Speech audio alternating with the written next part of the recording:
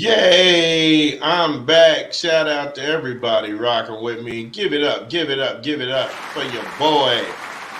That's what I'm talking about. What I'm talking about. I'm back. Welcome me. Welcome me.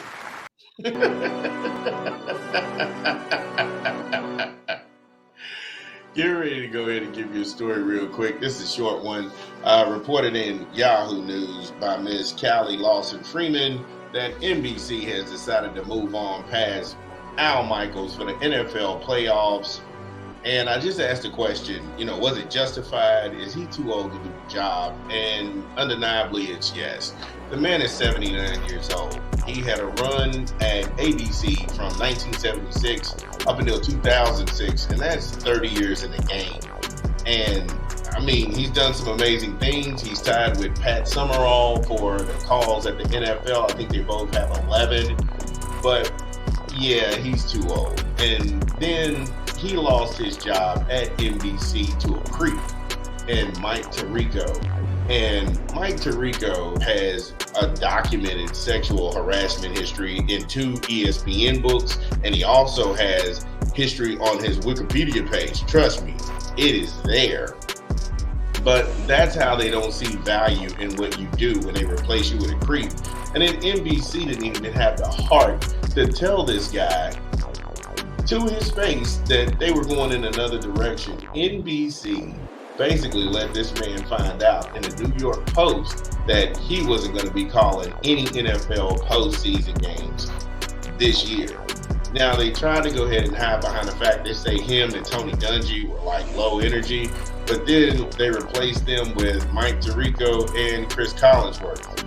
Yeah, make that make sense. Chris Collinsworth is just goofy and he's all over the place. Mike Tirico is weird enough as is, but come on now. If they're low energy, what are Troy Aikman and Joe Buck? That's the epitome of low energy. It's awful. Troy Aikman doesn't have a personality.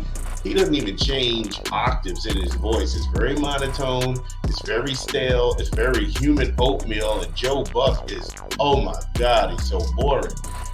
They do nothing to kind of bring liveliness to the games. I think the most entertaining tandem out there, it would be Tony Romo and the guy he works with at CBS. Whenever they call games, I like it because Tony Romo can give you a lot of insight. But yeah, he's just a natural, charismatic guy. I mean, that's all I got with them. But Al Michaels, 79 years old. Now, granted, and I'll give him his credit, he's on Thursday night on Amazon Prime covering their NFL games with Craig Herbstreit, and that is a really good program. I'll be honest with you. The matchups may be despicable and outright garbage, but them two together, that chemistry is really, really good. So, it's just one of those things. But is he a victim of ageism?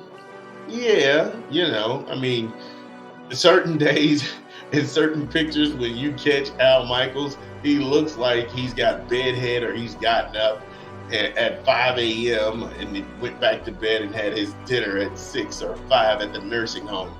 But the man, he still has his mental faculties about himself. And, if I'm being honest, I think that he made NBC a lot better than what it is, because Phil Simms, his son, oh my God, he is awful. But at the same time, he's not the worst one on there. I just think that NBC was ready to move in a different direction because they started hiring a bunch of guys nobody even knows. Like for their college programming, they've got a guy by the name of Noah Eagle and Todd Blackledge. I don't even know who those dudes are. I don't know what they do. And I'm a college football fan. I'm a college football diehard. And so if I don't know who these guys are, chances are neither does the rest of America. So you can't sit up here and be like, oh, we want young, hip, new, fresh. No, bro, you're old. You're too old for what they're trying to go for. And they don't feel like you can contribute. But I'm the mayor of fair. I'm the mayor of fair. So it may be one of those things. If he couldn't do the job, then you would hire somebody who could do the job that has a little bit more spice that they can add to the broadcast and bring people out. I think when you look at Mark Ingram on the Fox News, he's got not Fox News, but the Fox football college noonday. Oh my God, that is such a good program. And the fact that he is so animated, he gets you into the game, he gets you electric, and he represents. I mean, what Ingram brings to that panel, if he were to leave, trust me, that thing would go under, because Matt Leinart is like, Brady Quinn is another, Urban Meyer, he ain't gonna say too much.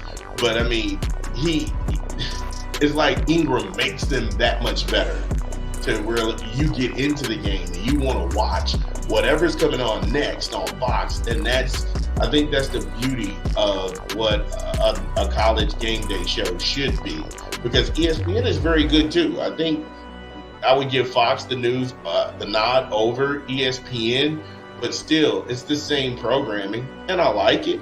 I don't hate it. But let me know what you think.